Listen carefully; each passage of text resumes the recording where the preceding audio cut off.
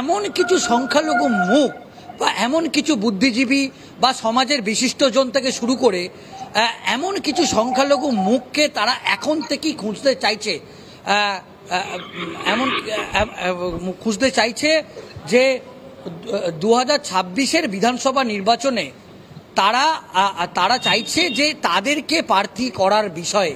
এবং সেক্ষেত্রে তারা ইতিমধ্যেই তাদের যেটা বক্তব্য যে ইতিমধ্যেই তারা সব স্তর থেকে তাদের যেটা বক্তব্য যে চিকিৎসক হোক, শিক্ষক হোক বা সমাজের বিশিষ্টজন বুদ্ধিজীবী এমন কিছু মুখকে তারা অনেক আগেই খুঁজে বার করতে চাইছে। যে বিজেপিকে তাহলে এখন কি প্রার্থী খুঁজতে হবে, সংখ্যালঘু মুখ কি খুঁজতে হবে?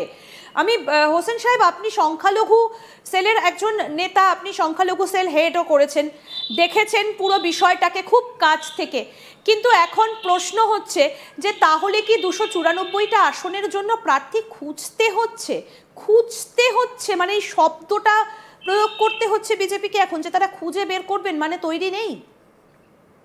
না, ওই রকম বিষয় না ম্যাডাম। ভারতীয় জনতা পার্টিতে যারা জাতীয়তাবাদী মুসলিম বিজেপি পার্টি করে, বহু বছর ধরে করে, আপনি নাম শুনে থাকবেন রাহাত হোসেন বলে আমাদের একজন বর্ষিয়ান বিজেপি নেতা, 1980 সাল থেকে বিজেপিটা করে এসেছিলেন। ক বছর হলো তিনি আমাদের কাছ থেকে চলে গেছেন, অর্থাৎ মারা গেছেন। বাদশাহ আলমের নাম শুনেছেন, বাদশাহ আলমও কিছুদিন আগে মারা গেছেন, তিনিও দুবার লোকসভা ইলেকশনে দাঁড়িয়েছিলেন মালদাতে এবং কাঁথিতে। বাদশাহ আলমও আমাদের ভারতীয় জনতা পার্টির অনেক বড় বড় পোস্ট হোল্ড করেছিলেন। এবং মোহাম্মদ আপনার মুজফ্ফর খানের নাম আমরা সকলেই জানি, তিনিও একটা টাইমে 98-এর দশকে তিনিও ভারতীয় জনতা পার্টির সহসভাপতি হিসাবে লোকসভা ইলেকশনে লড়েছিলেন। সুতরাং বিজেপি পার্টিকে মুসলিম মুখ খুঁজে বেড়াতে হবে এরকম কোনো বিষয় নয়। বিজেপিতে জাতীয়তাবাদী মুসলিম আমাদের মুসলিম মুখরা তারা রয়েছেন। নিশ্চয়ই পার্টি চিন্তা ভাবনা যদি করে, এবার সংখ্যালঘু প্রার্থী যদি পার্টি দাঁড় করাতে চায়, নিশ্চয়ই বিজেপিতে এই সংখ্যা রয়েছে, দাঁড়ানোর মতন সংখ্যা নিশ্চয়ই রয়েছে। পার্টিকে আর বাইরে খুঁজতে হবে না যে আমরা বাইরের থেকে ধরে নিয়ে এসে আমরা পার্টির ক্যান্ডিডেটকে দাঁড় করিয়ে দেব, এইরকম বিষয় বিজেপির এই বিষয় নেই। বিজেপিতে যথেষ্ট জাতীয়তাবাদী মুখ এই মুহূর্তে পার্টিতে আছে, জাতীয়তাবাদী। কিন্তু যেভাবে হিন্দুত্বের বার্তা দিচ্ছেন রাজ্য বিজেপির নেতারা, সেখানে কি এই সংখ্যালঘু মুখ বা সংখ্যালঘু হিসেবে দাঁড়াতে কোথাও কি একটু বিড়ম্বনায় পড়তে হচ্ছে? না, ওইরকম বিষয় নেই। হিন্দুত্ব বলতে ভারতীয়ত্বকে হিন্দুত্ব বলা হয়। সেই কারণে বলছি যে ভারতীয় জনতা পার্টি সর্বভারতীয় রাজনৈতিক দল, ভারতবর্ষের কৃষ্টি, সংস্কৃতি, কালচার সমস্ত কিছু মেনে ভারতীয় জনতা পার্টিটা তৈরি হয়েছে। সেই জন্য আমার দেশে যারা মুসলিম, জাতীয়তাবাদী মুসলিম, তারা ভারতীয় কৃষ্টি, কালচার, সংস্কৃতির সঙ্গে যারা যুক্ত, তারাই ভারতীয় জনতা পার্টির সঙ্গে যুক্ত হয়েছেন। সেই কারণে বিজেপি হিন্দুত্বের কথা বলছে বলে টোটাল হিন্দু সনাতনী হয়ে গেছে এরকম বিষয় নয়। ভারতবর্ষ একটা সর্বভারতীয় রাজনৈতিক দল, সেই কারণে ভারতীয় জনতা পার্টি জাতীয়তাবাদী মুখ নিশ্চয়ই এবার ইলেকশনে আপনারা দেখতে পাবেন। ঠিক। সুজয়, তোমার কোনো প্রশ্ন?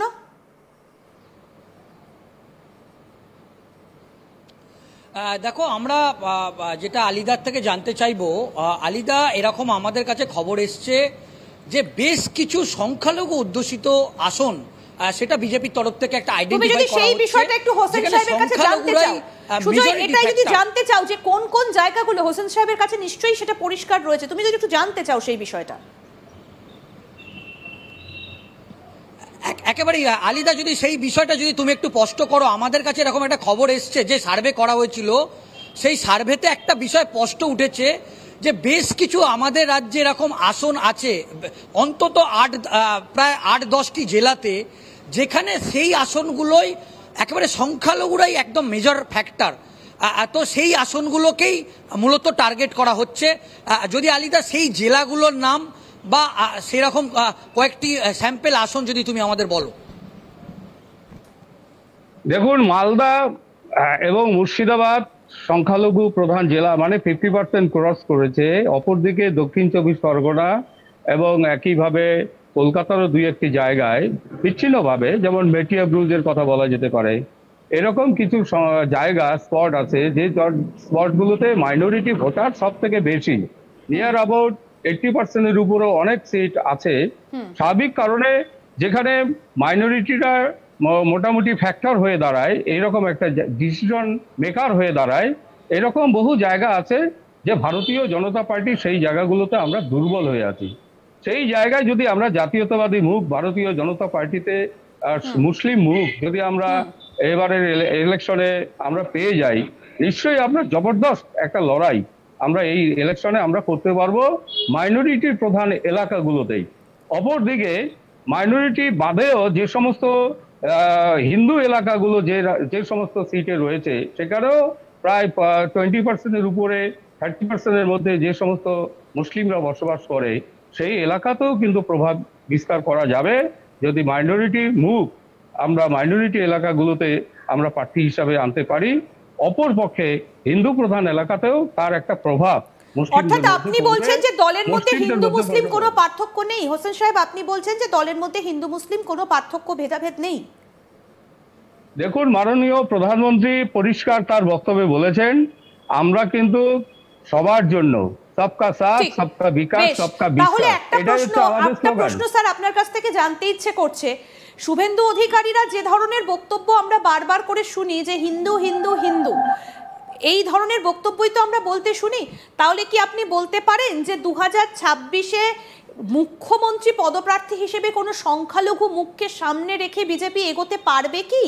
সেই রকম কোনো মুখের কথা কি ভাবতে পারে? সেই পর্যায়ে কি আপনারা ভাবতে পারেন যে ভোটে জিতলে কোনো সংখ্যালঘু মুখ মুখ্যমন্ত্রী হবেন? না, ভারতীয় জনতা পার্টির এরকম কোনো প্রজেকশন নেই। আমরা এখনো পর্যন্ত আমরা কাকে মুখ করে আমরা নির্বাচনে লড়বো সেটা ঘোষণা আমার দল করেও নি। আমরা যেটা বলছি, আমাদের প্রধান মুখ হবেন নরেন্দ্র মোদী। নরেন্দ্র মোদীকে সামনে রেখে আমরা ইলেকশনে লড়বো। এখনো বহু দূর, এখনো 5-6 মাস বাকি রয়েছে। নিশ্চয়ই সর্বভারতীয় নেতৃত্ব আমাদের বাংলার নির্বাচনের মুখ করবেন কি করবেন না সেটা তারা ঠিক করবে। আমি স্পোক্স পারসন হিসাবে আমি কিছু বলতে পারবো না। আপনি আমাদের সঙ্গে থাকুন, সুজয় তুমিও আমাদের সঙ্গে থাকো। আমরা এবার এই আলোচনাটার দিকে একটু নজর দিই যে এই রাজ্যে কিন্তু বেশ কিছু সীমান্তবর্তী এলাকা রয়েছে, যেমন মুর্শিদাবাদ, যেমন মালদা, যেমন দক্ষিণ 24 পরগনা। এই সব জায়গাগুলোতে কি বিজেপি এবার সংখ্যালঘু প্রার্থী দেবে? যদি সংখ্যালঘু প্রার্থী দেওয়া হয় তাহলে নাম লেখাতে পারবেন তো তারা? সুজয়, তোমার কাছ থেকে একটু জানতে চাইবো, তুমি যেটা বলছিলে যে কয়েকটা জেলাকে এবার টার্গেট করা হয়েছে। স্যার, আমি আপনার কাছে আসছি, আমি সুজয়ের কাছ থেকে একটু খবরটা জানি যে কোন কোন জায়গাগুলোকে টার্গেট করে এবার বিজেপি সংখ্যালঘু মুখের ওপর নির্ভর করছে। আমি তারপরে আপনার কাছে আসছি। সুজয়। হ্যাঁ, দেখো, ইতিমধ্যেই আমরা যেটা জানতে পাচ্ছি, দেখো, শুভেন্দু অধিকারী বা সুকান্ত মজুমদার বা শ্রমিক ভট্টাচার্য তারা এই 2019-এর পর থেকে 2024-এর পর্যন্ত এখনো পর্যন্ত যে কটা ইলেকশন হয়েছে, দেখা যাচ্ছে যে সংখ্যালঘুরা সেইভাবে বিজেপিকে ভোট দেয়নি।